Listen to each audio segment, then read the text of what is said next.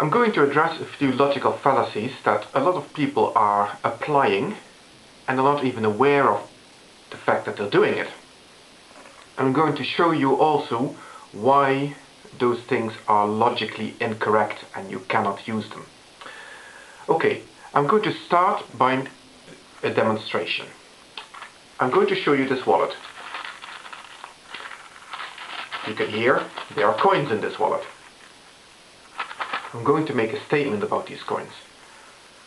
All the coins in this wallet are €1 coins. Now that statement is either true or false. But I'm going to show you that the statement is false.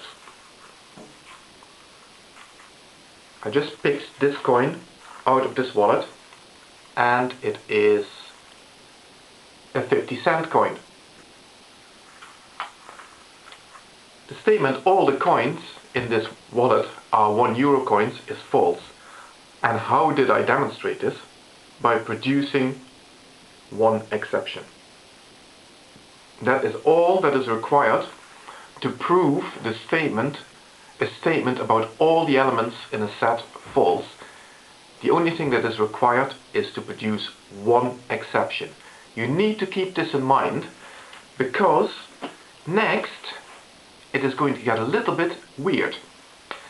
Let's look at a statement about all the elements in the empty set. Any statement. Now intuitively you might say, like, hang on a second, there's nothing in the empty set, so that statement has to be false. But in actual fact that statement has to be true. Remember again how one proves a for all statement wrong. The way one produces the proof that that statement is wrong is by producing one exception, or at least one exception to be precise. How do you produce an exception out of an empty set? Yeah? That is the reason why the statement, a statement for all the elements in an empty set, is by definition true. Now let's look at a very common logical fallacy that a lot of people apply. And this is the fallacy that in order to prove the existence of an object, you need to prove at least one truth about that object. And that is in fact incorrect. And I'll tell you why. You see, let's use a very simple example. The King of France is bald. Now, is that statement true or false? In actual fact, the statement is true. And the reason why it is true is as follows. Let's look again at the statement, the King of France is false. There is one a priori assumption in that statement that isn't necessarily true. And that assumption is that there is at least a King of France.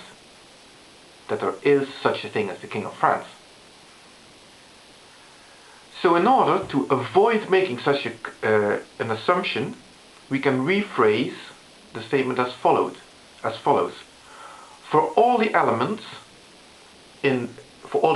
X, say, in the set of kings of France, X is bald.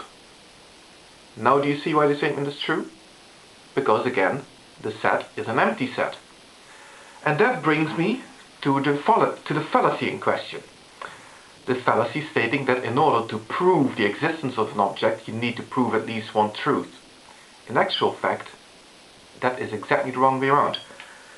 In order to prove the non-existence of an object, you need to logically prove a falsehood about such an object. In other words, for example, the simplest form of a logical falsehood is an internal contradiction. If you could prove that the King of France is bald, and also prove that the King of France is hirsute, has lots of hair, you've now proven a contradiction. The King of France cannot be both bald and hirsute at the same time. So if you can prove that contradiction, you have in fact proven that the King of France can't exist, or, in other words, that a set consisting of elements that are the King of France must by necessity be the empty set. Otherwise you couldn't have proven that.